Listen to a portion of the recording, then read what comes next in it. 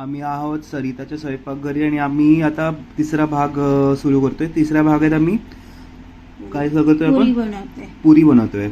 आपण बटाट्याची भाजी तर बनवली होती, तर बटाट्याच्या भाजी बरोबर खायला पुऱ्या तयार करतोय. पुऱ्यासाठी आपण काय काय घेतलंय? गव्हाचं पीठ मळून घेतलंय. आता पुरी बनवूया. दुसरं काही नाही, फक्त गव्हाचं पीठ. अच्छा, गव्हाच्या पिठाच्या पुऱ्या.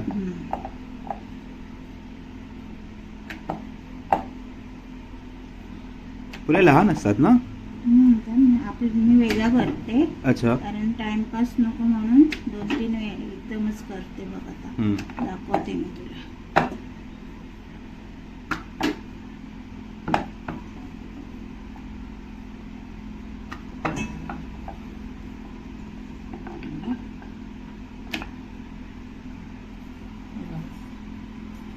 अच्छा, त्या वाटीच्या अंदाजाने तर सगळे एकाच साईजचे बनतील.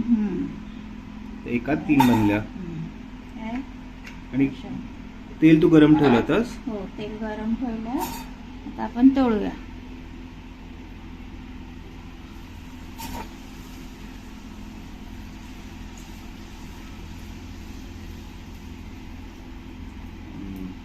फुगल्या त्या.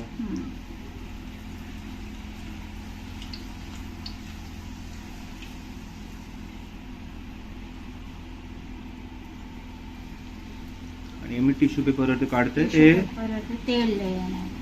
तेल राहत नाही. लगेच झाल्या.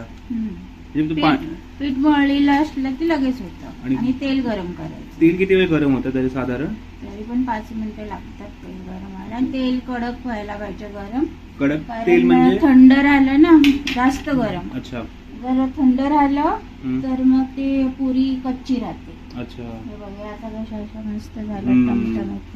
मोठ्या एकदम फुगलेल्या गोल गोल पुऱ्या आल्या.